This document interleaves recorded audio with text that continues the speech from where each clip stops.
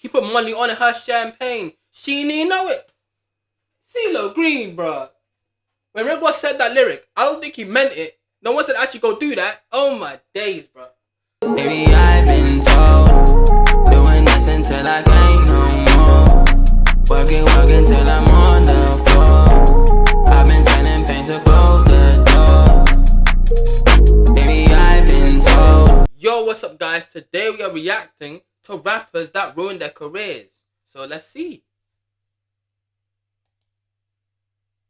These artists' careers were never the same after one incident, whether it was from their own terrible decisions or a minor misstep that got blown out of proportion. Today we are going to discuss them all, starting with Macklemore, who leaked a text message that made everyone question what they thought they knew about him. In 2012 and 2013, you could not go anywhere without hearing the song Thrift Shop. Far from your typical rap song, Macklemore flexed $20 and had suburban moms dancing to his funky saxophone. This song spent 6 weeks at #1 on the Billboard Hot 100. Mac had one hit wonder written.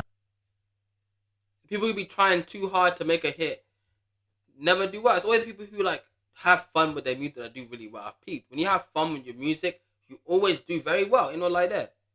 The most fun, like especially back then, Uptown Funk. We had some other fun songs. The more fun the song was, especially back then, the more viral would go. Like that's the point. All over him. He carried the most stereotypical white rapper image that is perceived as corny by hip-hop culture, but he proved everyone wrong with his second hit, Can't Hold Us, which spent 5 weeks at the #1 spot. This track was definitely more of a standard pop track, but 2 Billboard #1s in his first year as a mainstream artist stamped that he was a force to be reckoned with. However, it was all about to come crashing down, as Macklemore would suffer from success. At the 2014 annual Grammy Awards, Macklemore was nominated in 7 categories, the biggest and most prestigious being Best Rap Album and Best Rap Song. After winning Best Rap Performance and Best New Artist, people were happy to see him win 2 Grammys. Nominated for Best Rap Song up against Drake, Kanye West, Jay-Z, it seemed unlikely Macklemore would win. But Wait. He beat all of these people. Drake and Kendrick Lamar on the song is crazy work. If you know that, this did not age well. But anyway, all these people, Drake and Kendrick on the song. What? He beat all these people. Whoa. I didn't know Macklemore had it like that. Thrift Shop was in fact the winner of Best Rap Song of 2014, Fair enough, securing him his 3rd Grammy of the night. But what would come next would shock the world. Up against Drake's Nothing Was the Same, Jay-Z's Magna Carta, Kendrick Lamar's Good Kid, Mad City, and Kanye West's Yeezus, Macklemore had absolutely no chance of winning. Everyone was betting on Kendrick since he without a doubt had the best album of the bunch, but wouldn't be entirely surprised if it went to the other nominees. The hip-hop community was floored when Macklemore and Ryan Lewis's The Heist won Best Rap Album of the Year. The Heist couldn't be a more fitting name for this absolute I know what you're about to say, robbery. Robbery. Yeah. Hey, in my opinion, shout out to you, bro. You beat Kendrick Lamar, Mr. Grammy himself. Respect. I can't be mad at you, bro. I'm not mad at you, bro. Respect. That's what I can say. Macklemore was being cooked by the hip-hop community online, reminding him in every comment section that he didn't deserve to win. He felt so much pressure that he decided to text Kendrick Lamar and apologize. You got robbed. Are you J. Cole or something? What do you mean apologize? Bro thinks he's J. Cole apologizing to Kendrick. Why everyone apologizing to Kendrick for, bro? Oh my days, bro. He thinks he's J. I see why J. Cole did it. J. Cole saw this guy do it. He went to LA, I'll do it too. Everybody be apologizing to Kendrick Lamar, bro. Like, damn, bro. Kendrick has everyone apologizing to him, bro. Anyway, continue. Weird and sucks that I robbed you. I was gonna say that during the speech, then the music started playing during my speech and I froze. Anyway, you know what it is. Congrats on this year and your music. Appreciate you as an artist and as a friend. Much love. We wouldn't have ever seen this text if Macklemore didn't post it to social media, which made it even worse and looked like he was just trying to get in the good graces with the public. Did you ever feel any way about him posting the text message or anything like that? Yeah, I think it was uncalled for, to be 100 with you. When he sent it to me, I was like, okay, you know, I could see him feeling that type of way because he a good dude.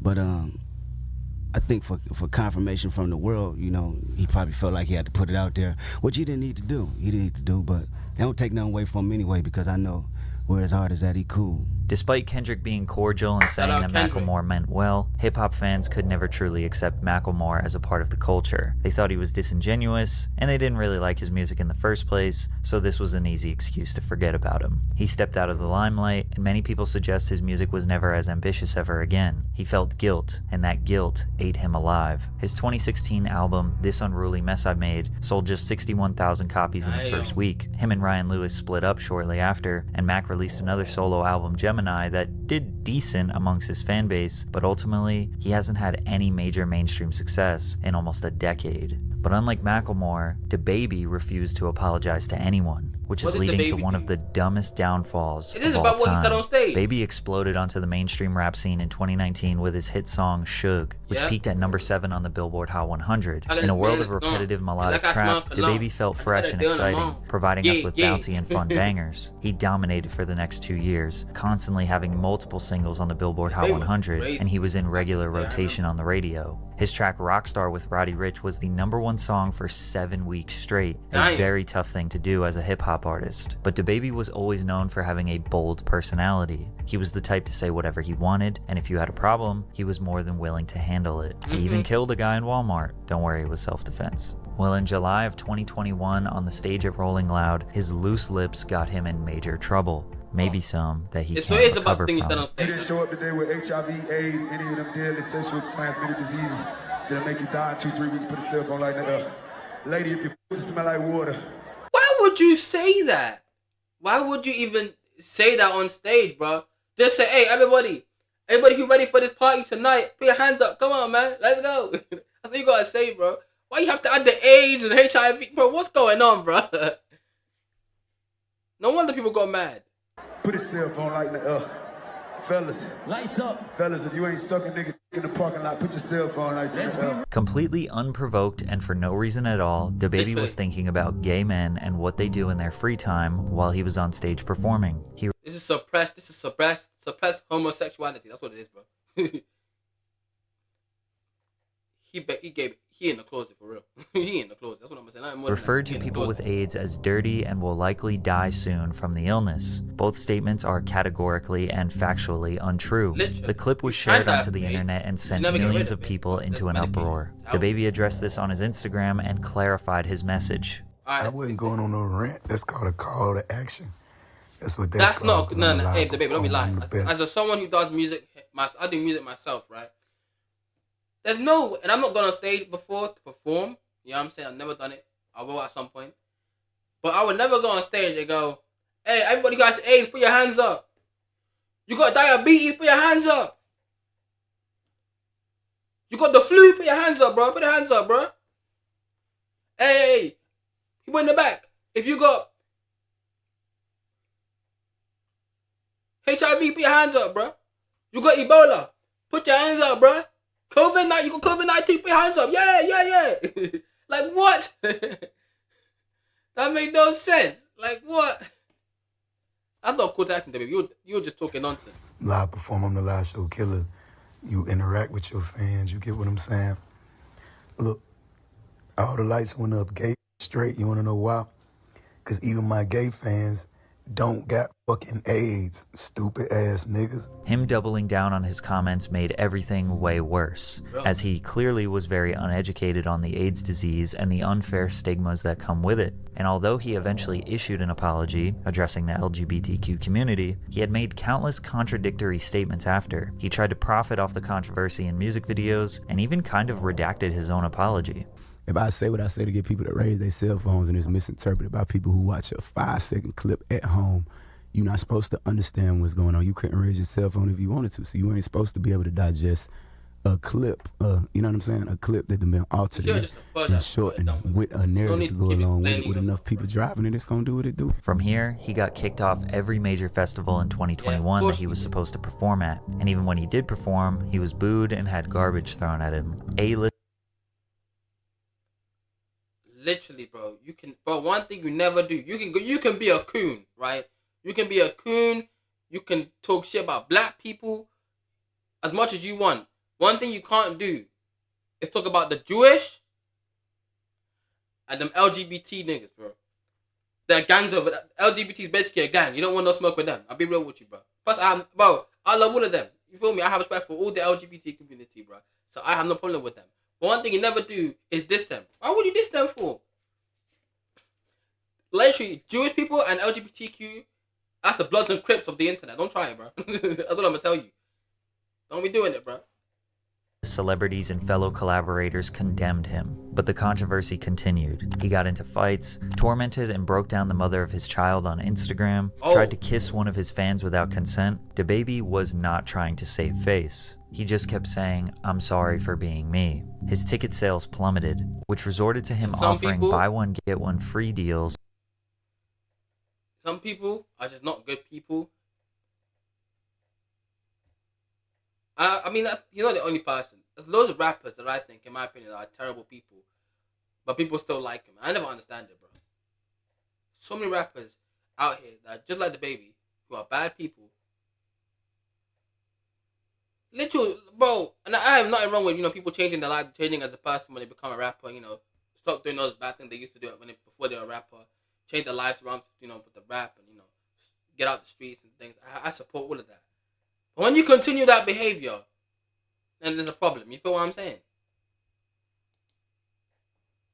To fill out the venues. One report alleged that he only sold 500 tickets to a venue that holds 14,000 people. Damn. And he claims to have lost $30 million because of the controversy. Like what were the a L's, week or two after, $30 million, $30 million that I would have had before the ball dropped 2021. So this happened rolling out with July. I had $30 million worth of shows on the schedule before December 31st. All he had to say was, "Put your hands in the air if you just don't care," and all of this could have been avoided. But if you think what DaBaby said was bad, you'll be horrified by what CeeLo Green said in a series of questionable tweets. What did he If you say? don't remember the name CeeLo Green or his previous duo Gnarls Barkley, you definitely remember his two most iconic songs, Crazy and Forget You. Crazy peaked at number 2 on the Billboard Hot 100 and spent 29 weeks on the chart. Forget You, which he released solo 4 years later, also went number 2 on the Hot 100 after spending almost a full year on the charts. CeeLo had a very unique voice and was undeniably talented. He pretty much only gave us 2 hits, but was an ever-present pop culture figure throughout the early 2010s. Whether he was hosting an award show, his own reality show, voice acting, or being a judge on The Voice, CeeLo was loved and appreciated, until some shocking allegations arose. CeeLo was accused by a 33-year-old woman he dined with at a downtown Los Angeles sushi restaurant of placing ecstasy, also known as MDMA or Molly, in her drink. The woman later told Los Angeles police detectives she woke up naked in bed in her hotel room with Green. CeeLo... Oh my god, he did a Rick Ross. He put money on her champagne. She didn't even know it. CeeLo Green, bruh. When Rick Ross said that lyric, I don't think he meant it. No one said actually go do that. Oh my days, bruh. See what he called Rick Ross? It's Rick Ross's fault, bruh.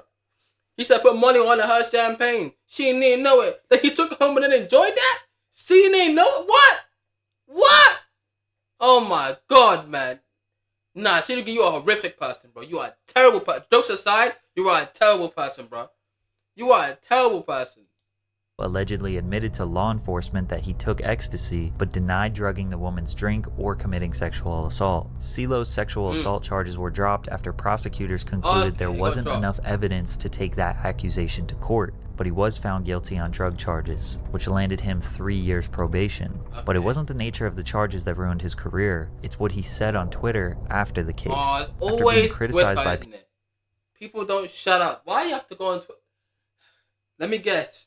I don't want to get. Let me see what he said, bro. Let me see what he said. People in public tweets, he decided to respond. Women who have really been R-worded, remember, but point taken. Whoa, whoa, whoa, whoa, whoa. CeeLo Green. What do you mean by women who have really been... I'm not going to repeat that sentence. What do you mean by that? Oh my... You see, you're wrong. Because if you drug a woman, she's not going to remember it because you're going to be unconscious. So what are you on about? You are wrong. You are literally wrong. Oh my days, bro. So if I tried but did not succeed, but the person said Wait, what do you mean if you tried but did not succeed?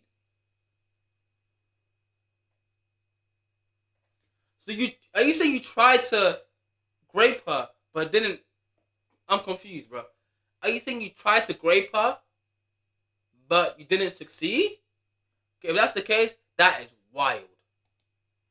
I did, then what really happened? When someone breaks in a home, there is broken glass. Where is your plausible proof anyone was R-worded?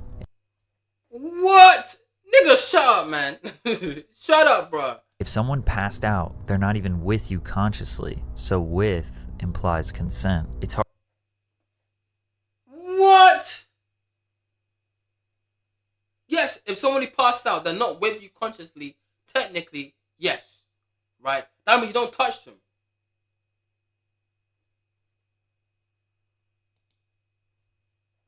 Hard to see what point he was trying to make here, real, but the blogs wild, were not holding back. CEELO, it's not rape if you forget. CEELO Green, it isn't. I shouldn't even look. This is terrible, bro. Because it reminds me of those Rick Ross lyrics. I put money on in her champagne. She ain't need know it. I took her home and I enjoyed that. She ain't need know it. That's wild, bro. This is literally that. He said it isn't rape if the victim is unconscious. I'm gonna finish that sentence before they try to clip this out of context. That is wild, bro. That is wild, man. If the victim is unconscious. After these tweets, his reputation was destroyed. He lost all of his live performance bookings, he quit The Voice to avoid being fired, his TV show was canceled, and he basically disappeared from the pop culture zeitgeist, pretty much surviving off royalties and small film roles here and there. But I guess him and I are friends now? Yo, Pat, what's up, man? I'm assuming that your friends call you Pat. You're friends with him. Nah, Pat, explain yourself, bro. Explain yourself. My friends do call me Pat, so. And I consider myself to be one of your friends. The next person on our list lost her career from something that was totally out of her control. In fact, it may have even been a setup. Janet Jackson is a woman who needs no introduction. She is the youngest of the 9 iconic Jackson family siblings. Although she was not a part of the original Jackson 5, she would go on to have a massive solo music career. Jackson signed the first of 2 record-breaking multi-million-dollar contracts with Virgin Records, establishing her as one of the highest-paid artists in the industry. She was named by Billboard magazine in the 90s as the second most successful recording artist of the decade in the United States after Mariah Carey. Yeah. Over one. Mariah Carey has Christmas. You can't beat Christmas, bro. Every Christmas she goes platinum.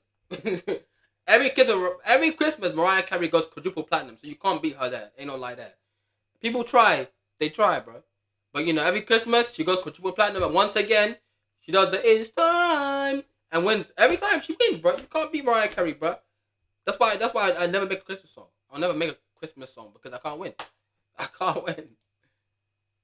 100 million records sold, 10 Billboard #1 songs, 27 top 10 hits. She is easily the most successful artist on this list, which is why her downfall is even more tragic. The Super Bowl in America is always the most watched televised program every year, with an average of around 100 million people watching the game. The halftime show has historically been a major milestone in an artist's career, as it is the biggest stage they will likely ever be on. In 2004, Janet Jackson was asked to do the show, but not by herself, which was surprising since she easily had enough hits to do a full set. Instead, she only got to perform 2 of her songs. The other time was filled out by Justin Timberlake, Diddy, Nelly, Kid Rock, and Jessica Simpson. The very last song of the performance was Justin's hit song, Rock Your Body, in which Janet assisted him. The two met at the center of the stage to pose for the grand finale. Justin reaches across Janet's body and pulls off the chest piece of her costume, exposing her breast to 90 million people. The wardrobe malfunction is considered the biggest controversy.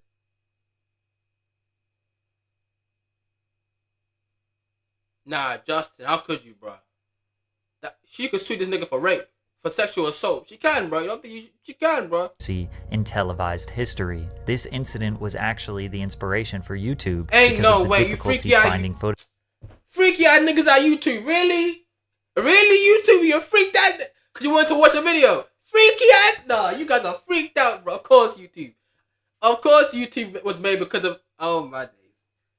I'm not surprised. YouTube be freaked out for no reason, bro. Footage to rewatch online. Now, to some degree, this was planned. Justin's intention was to pull the leather piece off her chest and expose the red underneath, but he ripped too much. In the split second the camera was on Janet, you can see her look down in shock. She tried to cover herself while Timberlake stood holding the ripped pieces of her costume and bra. The FCC received more than 500,000 complaints after the performance. CBS was fined $550,000, and the halftime sponsor AOL demanded a return of the $10 million advertising cost they paid to the NFL. Justin apologized, MTV apologized, Janet apologized, even though she later regretted it because it was an accident. The media went into an all-out frenzy. The FCC investigated the halftime show to see if this was a planned media stunt meant to shock the world, citing that because she was wearing a nipple covering, that was evidence this was all set up. Class action lawsuits were filed against Janet by random citizens, claiming that her sexually explicit performance deserved maximum punitive damages. Every talk show host in the nation dragged her. Viacom had to pay out $3.5 million. And what about Justin?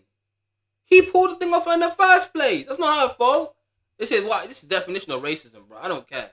This is what you call racism. They're attacking a black woman when she didn't pull her own strap up. I would understand if she did it to herself.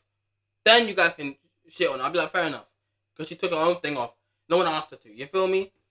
Justin did it. Why is she getting the... Oh, my days, bro. $1 million to settle various indecency complaints. So they went and banned all radio and TV stations that they owned from playing any of Janet Jackson's music. Janet was blackballed from the music industry over an accident. And Justin was not punished at all, even though it was definitely his fault. There is no doubt her punishment was Literally, it's because of racism, bro. It's because she's a black woman. That's literally what it is. It's because of racism. They did that to her, honestly. That's basically what it was. 100%, bro. I don't care what no one says.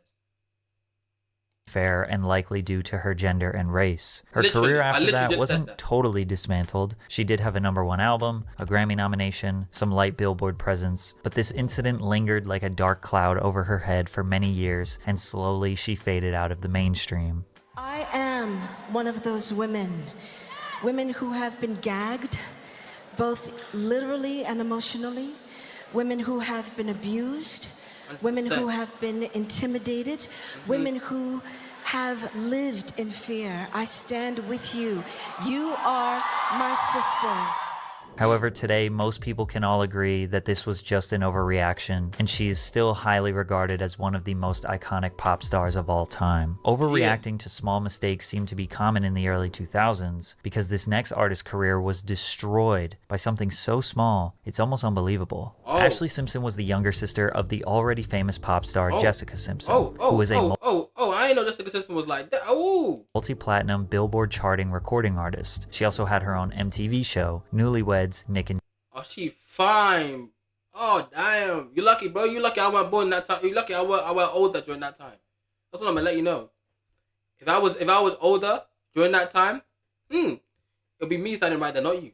Respectfully. Jessica was one of the most popular programs on the network. MTV wanted to capitalize on the Simpson sisters' newfound fame and gave Ashley her own series called The Ashley Simpson Show. The series ran for 2 seasons and aired every week on MTV directly after Jessica's show. Viewers who were invested in Jess were introduced to Ashley immediately after. Ashley was desperate to not live in the shadows of her sister. She dyed her naturally blonde hair brown and built a pop-punk image to complement her pop-rock music. Her albums... See, one thing I've learned in life, whatever you resist, persist.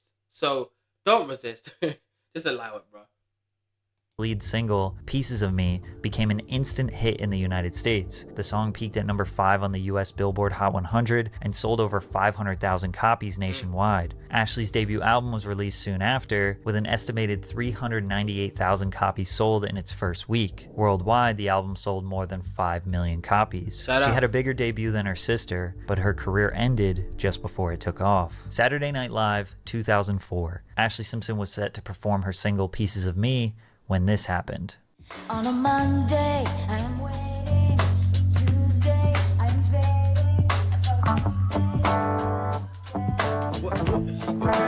What is she doing? You might be kind of confused as to what happened. Basically, the backing vocals started playing before Ashley expected them, as it was her intention to lip sync her performance, but instead of trying to catch up to the song, she stood there in a panic, then hit this extremely awkward jig dance twice, before ultimately exiting the stage without saying anything. The show cut to commercial, and when it came back, she blamed her band. Ladies and gentlemen, what can I say? Live TV. Exactly. I feel so bad my band started playing the wrong song, and I know what to do, so I thought I'd do a hoedown. I'm sorry.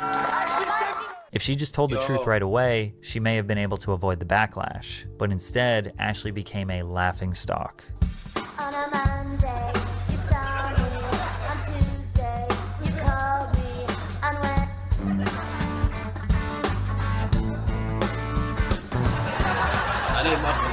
They violent, bro. They violent. They don't need. How many say Family Guy?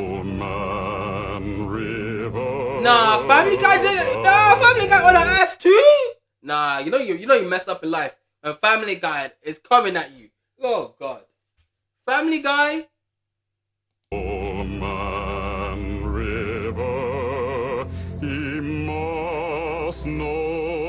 Nah, they violate that. Family Guy evil. Even news anchors poked fun at her. Sister's performance on Saturday Night Live was, well, out of sync, you could say. All right, sorry, we had to do that.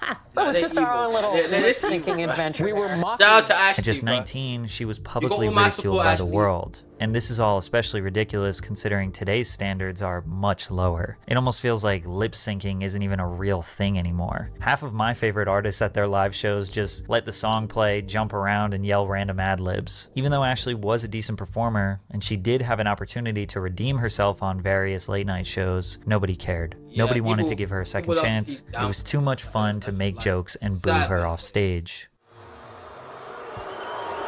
Boo her?